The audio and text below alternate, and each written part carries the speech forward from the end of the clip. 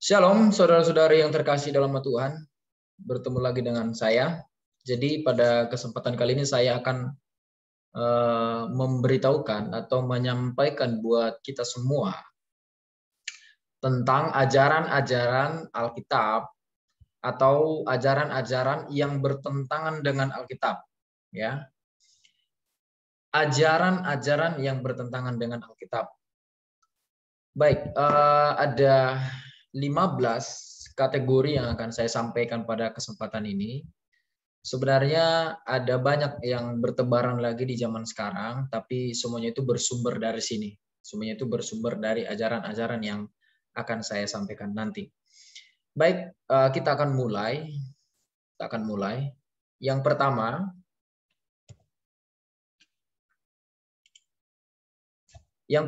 adalah paham gnostik. Ya, yang pertama adalah paham gnostik.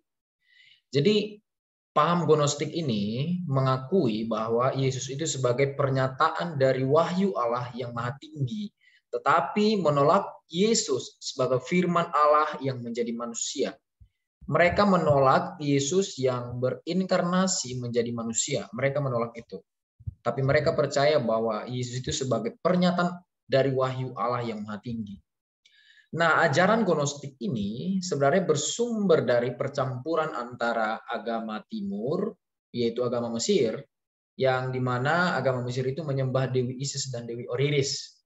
Lalu agama Syria yang menyembah Dewa Baal, agama Persia yang menyembah Dewa Mitras, dan agama Asia yang menyembah Dewa Kilebe. Jadi ajaran gnostik ini adalah percampuran dari agama Timur, ya. Percampuran. Dengan kata lain, ajaran gnostik ini atau paham gnostik ini adalah paham yang mengajarkan bahwa menyembah berhala. Mengajarkan adalah penyembahan berhala. Menyembah Dewa Isis, menyembah Dewi Osiris, menyembah Dewa Mitras, Baal, Kilebe, dan lain sebagainya. Itu adalah paham gnostik. Lalu yang kedua adalah paham Marcionisme. Nah, paham Marcionisme ini mengatakan bahwa Yesus Kristus bukan diutus oleh Allah Perjanjian Lama. Yesus Kristus yang kita kenal, ya, itu tidak diutus oleh Allah Perjanjian Lama. Itu bagi mereka, bagi paham Marcionisme. Jadi Yesus Kristus ini diutus oleh Allah yang lain, ya, Allah yang lain yang sebenarnya tidak dikenal oleh manusia, tetapi dia itu Allah yang adil dan benar. Jadi ada Allah Perjanjian Lama, ada Allah yang lain. Nah, Yesus Kristus itu tidak diutus oleh Allah Perjanjian Lama, tapi Allah yang lain ini. Dan Allah yang lain ini tidak dikenal oleh manusia, tetapi dia Allah yang adil dan benar. Meskipun Allah ini atau ayat Allah yang lain tadi bukan Khalik langit dan bumi, ya, beserta isinya, Allah ini tidak mempunyai hubungan dengan manusia. Jadi Allah yang lain ini tidak punya hubungan dengan manusia. Tetapi karena merasa kasihan, ya, Allah yang lain ini merasa kasihan atas tindakan yang keras dari Allah Perjanjian Lama. Allah yang lain tadi merasa kasihan terhadap tindakan yang keras terhadap Allah yang Perjanjian Lama itu, tindakan yang keras terhadap manusia. Dia kasihan, maka ia mengutus anaknya Yesus Kristus. Jadi Allah yang lain ini yang mengutus Yesus Kristus untuk melepaskan manusia dari tindakan pencipta di di Allah Perjanjian Lama. Jadi itu paham Marcionisme. Lalu paham Ebionisme. Nah, paham Ebionisme ini mereka itu menyangkal keilahian Yesus. Menyangkal keilahian Yesus dan menerima Yesus dilahirkan melalui anak darah Maria. Kalau menerima Yesus dilahirkan oleh anak darah Maria, kita masih setuju. Tapi kalau menyangkal keilahian Yesus, kita tidak setuju sebagai Kristen sejati. Lalu mereka beranggapan bahwa Yesus dikandung baik secara biasa maupun luar biasa, tetapi tetap manusia biasa. Mereka juga mengakui bahwa Yesus setelah dibaptis baru mempunyai kuasa ilahi. Setelah Yesus dibaptis, barulah Yesus mempunyai kuasa ilahi di dalamnya. Karena apa? Karena Roh Kudus memenuhinya secara berkelimpahan. Jadi sewaktu Yesus belum dipenuhi oleh Roh Kudus, waktu Yesus belum dibaptis, Yesus itu sebenarnya belum ada kuasanya, tidak ada kuasa ilahi di dalam dirinya. Mereka juga mengakui bahwa perbedaan Yesus dengan manusia biasa itu berbeda bagi mereka. itu mengaku itu. Ya, mereka mengaku itu bahwa Yesus itu berbeda, perbedaan Yesus dengan manusia biasa seperti kita. Tetapi perbedaan ini bukan disebabkan Yesus itu Allah, bukan. Melainkan karena hidupnya yang suci karena surgawi, yang dimilikinya dan kepenuhan Roh Kudus. Jadi mereka percaya bahwa Yesus itu sebagai manusia yang memiliki atau yang hidupnya suci. Suci karunia surgawi. Itu paham Ebionisme. Lalu paham Nazaretisme. Nah, paham Nazaretisme ini mengatakan bahwa Yesus itu sebagai anak Allah. Ya, Yesus itu sebagai anak Allah dilahirkan oleh anak darah Maria di bawah pemerintahan Pontius Pilatus, mati, dikuburkan, pada hari ketiga bangkit dari kematian. Dan mereka juga menerima Yesus sebagai Mesias yang dijanjikan, tetapi menolak sifat keilahian Kristus. Nah, di sini sebenarnya kesalahannya. Mereka menolak sifat keilahian Kristus. Mereka tidak percaya Yesus itu punya sifat keilahian. Mereka tidak percaya Yesus itu Allah. Nah, masuk kepada yang kelima, paham Arianisme. Nah, paham Arianisme ini, mereka mengatakan bahwa Yesus adalah ciptaan Allah. Jadi ya, ingat ya, mereka mengatakan bahwa Yesus adalah ciptaan Allah yang sulung dan tertinggi dari derajatnya. Jadi Yesus ini adalah ciptaan Allah yang sulung dan tertinggi derajatnya. Kemudian melalui dia, Yesus tadi, Allah menciptakan segala sesuatu. Jadi melalui Yesus yang adalah ciptaan yang sulung dan tertinggi, lalu Allah menciptakan segala sesuatu. Yesus tidak kekal. Nah, kenapa Yesus tidak kekal? Karena mereka percaya bahwa Yesus itu diciptakan oleh Allah. Makanya Yesus tidak kekal. Sesuatu yang diciptakan pasti tidak kekal. Ya, tidak kekal adanya, melainkan dibentuk dari yang tidak ada menjadi ada. Ya, jadi Yesus itu tidak kekal adanya. Karena kenapa? Karena dibentuk. Karena dulu dia belum ada. Yesus itu tidak ada. Ini bertentangan dengan Alkitab. Yesus itu tidak ada. Tetapi dibuat menjadi ada. Nah, ini dipelopori oleh seorang presbiter atau penatua dari Alexandria yang bernama Arius. Ya, ia adalah gembala sidang gereja di Baucalis. Ya, Baucalis, Alexandria. Murid besar Lucian dari aliran Antiochus. Baik, sekarang kita masuk kepada yang keenam.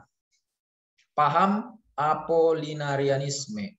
Paham Apollinarianisme ini, mereka sangat menekankan keilahian Yesus Kristus, ya. Mereka sangat menekankan keilahian Yesus Kristus dan mengabaikan kemanusiaan Yesus Kristus. Di satu sisi mereka menekankan keilahian dan di sisi lain mereka mengabaikan kemanusiaan Yesus Kristus. Mereka berpendapat bahwa Yesus memiliki tubuh dan jiwa, ya. Mereka berpendapat bahwa Yesus itu punya tubuh dan jiwa, tetapi tidak memiliki roh, sehingga tidak dapat disebut sebagai manusia sejati. Jadi, gimana hidupnya ya? Oke. Yang ketujuh, paham Nestorianisme. Nah, paham Nestorianisme ini adalah mereka ini beranggapan bahwa Yesus bukan memiliki dua sifat. Jadi Yesus itu tidak memiliki dua sifat, ya. Tidak memiliki dua sifat dalam satu oknum, ya. Tetapi dua sifat dalam dua oknum di dalam Yesus Kristus. Ini harus bisa kita bedain, ya. Jadi Yesus itu tidak memiliki dua sifat dalam satu oknum, itu Yesus sendiri. Tetapi mereka percaya bahwa Yesus itu punya dua sifat dalam dua oknum di dalam Yesus Kristus. Nah, saya nggak tahu oknum yang mana ini, ya. Nah, ajaran ini sebenarnya dikemukakan oleh Nestorius. Sebenarnya ada penjelasan-penjelasan, tapi ini singkatnya yang akan saya beritahukan kepada teman-teman, saudara-saudara. Ini adalah ajaran yang bertentangan dengan Alkitab. Baik, kita lanjut kepada yang ke-8. Yaitu paham Eutikianisme. Nah, paham ini mengatakan bahwa dua tabiat Kristus itu bercampur menjadi satu. Dua tabiatnya bercampur menjadi satu. Di dalam tabiat yang bercampur ini, tabiat ilahi melampaui tabiat kemanusiaan Yesus. Karena tabiat ilahi sudah bertempur. Sudah bertempur dengan tabiat kemanusiaan. Maka tabiat ilahi ini sudah tidak sama lagi dengan tabiat yang dulu. Jadi tabiat ilahi Yesus terhisap dalam tabiat kemanusiaan Yesus. Sudah bertempur, ya, bertempur. Boxing lah kali, ya. Karena tabiat ilahi sudah bertempur dengan tabiat manusia. Jadi tabiat ilahi dan manusia bertempur. maka tabiat ilahi ini sudah tidak sama lagi dengan tabiat yang dulu. Aduh. Baik, paham yang ke-9, paham doketisme. Nah, paham doketisme ini mereka mengatakan bahwa tubuh Yesus tidak real.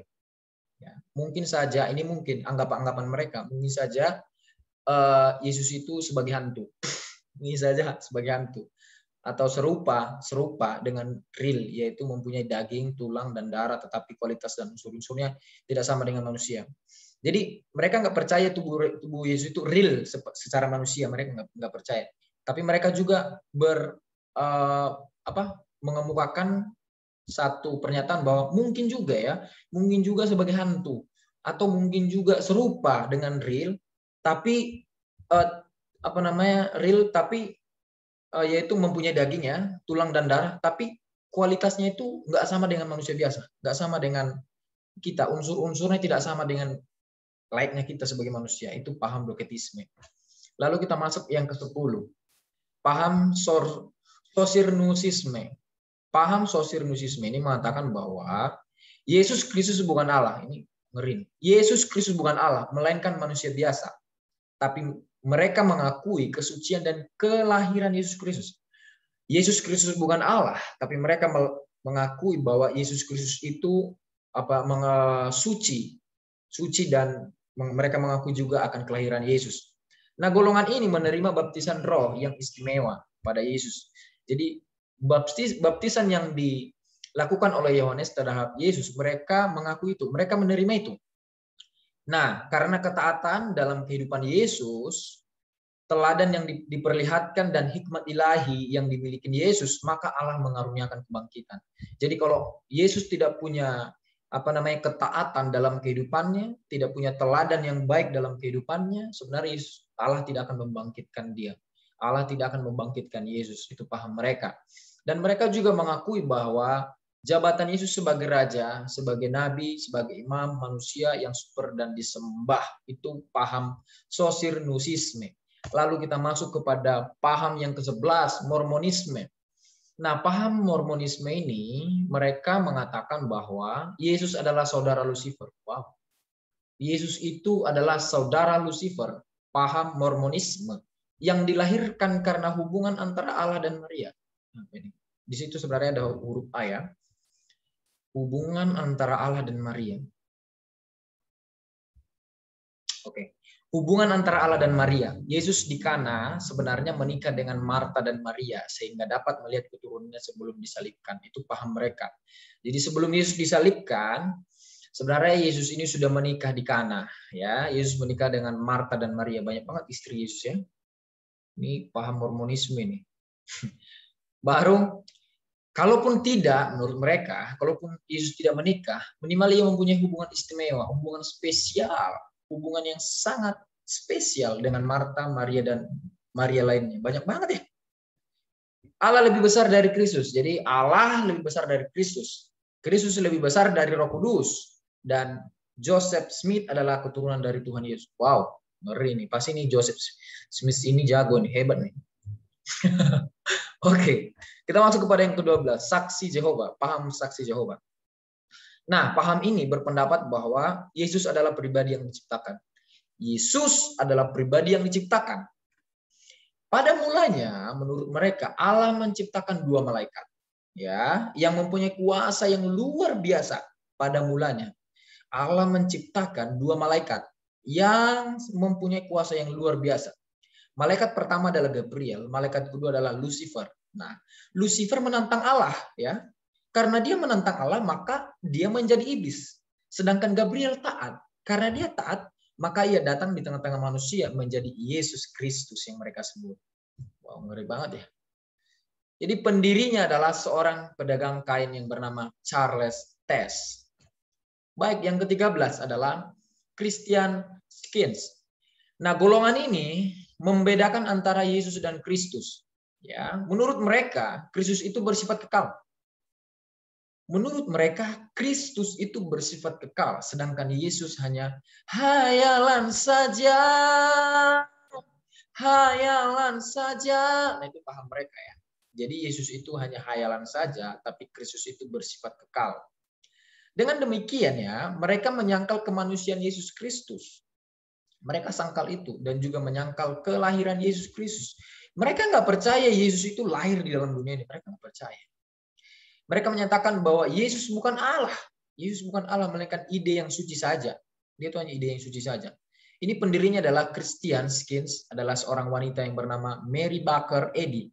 Dia menikah sebanyak 3 kali. Wow, dia punya pemahaman begini, wajar lah ya, karena dia menikah 3 kali. Dan sejak kecil dihinggapi penyakit jiwa yang cukup kuat. Mungkin ini akibat apa kali ya? Akibat sakit hati atau apalah ya. Baik.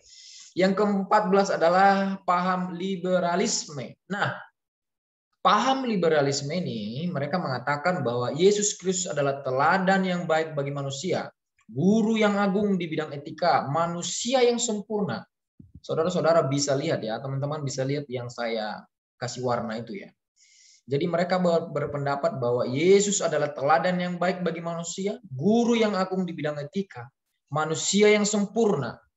Dan mukjizat-mukjizat yang dilakukan oleh Yesus itu hanya dilebih-lebihkan menurut mereka.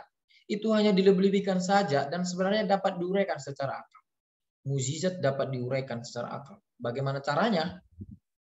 Mukjizat itu di luar dari pikiran kita. Ya namanya juga mukjizat. Waduh. Baik. Yang ke-15 adalah Children of God. Ini yang terakhir. Ini paham yang terakhir. Children of God ini mengatakan bahwa Yesus Kristus adalah hasil hubungan seks. Ini parah. Yesus Kristus adalah hasil hubungan seks antara Allah dan Maria. Yesus Kristus adalah hasil hubungan seks antara Allah dan Maria. Nah, sewaktu dalam dunia, menurut mereka, Yesus juga pernah melakukan hubungan seks. Ya. Sewaktu dalam dunia, anak dari Allah dan Maria ini, yaitu Yesus, pernah melakukan hubungan seks dengan beberapa wanita. Di antaranya adalah Maria, Marta, Maria Magdalena, dan lain-lain. Wow, banyak banget. Nah, pendiri aliran ini adalah David Brand Breck, anak dari pasangan Brand Breck dan Virginia Breck. Baik, saudara-saudara yang terkasih, dari penjelasan-penjelasan yang saya sampaikan tadi, mungkin hati saudara-saudara, mungkin hati teman-teman mungkin tergugah, atau mungkin kalian berpikir bahwa saya sedang show atau saya sedang supaya dikenal orang, itu jauhlah kiranya daripada saya, tidak ada motivasi yang demikian. Baik, jadi saya sedang memberitahukan buat kita semua, ada ajaran-ajaran yang bertentangan dengan Alkitab yang masuk ke dalam gereja. Ya, sekali lagi, ada ajaran-ajaran yang bertentangan dengan Alkitab tapi masuk ke dalam gereja. Ya. Mungkin saudara pada saat ini memiliki ajaran yang demikian. Saya tidak katakan saudara sesat, tidak, saya tidak katakan begitu. Tapi kalau kita merujuk melihat dari senior-senior kita yang terdahulu, itu dikatakan sebagai bidat atau ajaran sesat. Tapi di sini saya tidak menyesatkan saudara, saya tidak menyesatkan siapapun, saya tidak menyesatkan. Tapi saya sedang memperlihatkan ajaran yang mungkin saudara, teman-teman anut, ajaran yang mungkin diimani atau kalian imani atau teman-teman imani pada saat ini ada dari beberapa, dari 1 sampai 15 mungkin ada. Saya mau katakan bahwa ini bertentangan dengan Alkitab. Ini bertentangan dengan Alkitab. Yesus Kristus adalah Allah sejati dan Yesus Kristus adalah manusia sejati. Dan semua yang disampaikan, semua paham-paham yang tadi saya sudah sampaikan, itu banyak menyangkal baik dari sisi kealahan, baik dari sisi kemanusiaan. Ya, teman-teman, saudara-saudara yang terkasih, saya hanya menyampaikan, saya hanya memberikan sedikit hal buat teman-teman, saudara-saudara yang terkasih. Mari buka hati, belajar yang baik, tundukkan hati. Kita dengar banyak senior-senior kita yang paham tentang ajaran, yang mengajarkan ajaran-ajaran Alkitab yang hebat, yang luar biasa. Banyak. Mari kasih hati untuk belajar. Jauhkan egois itu dari hati kita. Jauhkan. Saya tutup dengan satu ayat. Domba-dombaku mendengarkan suaraku dan aku mengenal mereka dan mereka mengikut aku. Sekali lagi, domba-dombaku mendengar suaraku dan Aku mengenal mereka dan mereka mengikut aku. Domba-domba Tuhan Yesus Kristus pasti mendengar suaranya. Domba-domba Tuhan Yesus Kristus pasti mendengar suaranya. Dan Tuhan Yesus Kristus pasti mengenal mereka. Dan mereka, domba-domba itu, pasti mengikut Yesus. Ya, jadi barang siapa yang tidak mengikut Yesus, saya sarankan untuk bertobat. Ada dua pilihan dalam hidup ini. Kita pilih yang baik, maka kita akan mendapat kehidupan yang baik, kehidupan kekal. Kita pilih yang tidak baik, kita pilih yang salah, kita pilih yang bertentangan dengan Alkitab, maka kebinasaan akan mendekat dan maka kebinasaan juga menjadi bagian dari kehidupan kita. Kiranya ini memberkati semuanya, memberkati teman-teman, saudara-saudara yang terkasih, kiranya memberkati. Domba-domba Tuhan Yesus pasti mendengarkan suaranya. Dan aku mengenal, dan Yesus mengenal mereka, dan mereka mengikut Yesus. Yohanes 10 ayat 23. Kiranya ini menjadi berkat, kiranya ini menjadi perenungan, dan berharap saudara-saudara yang terkasih melembutkan hati, mengundang Roh Kudus supaya memberikan pencerahan-pencerahan, biar Roh Kudus membawa kita kepada kebenaran-kebenaran. Saya kira itu. Tuhan Yesus memberkati kita semua.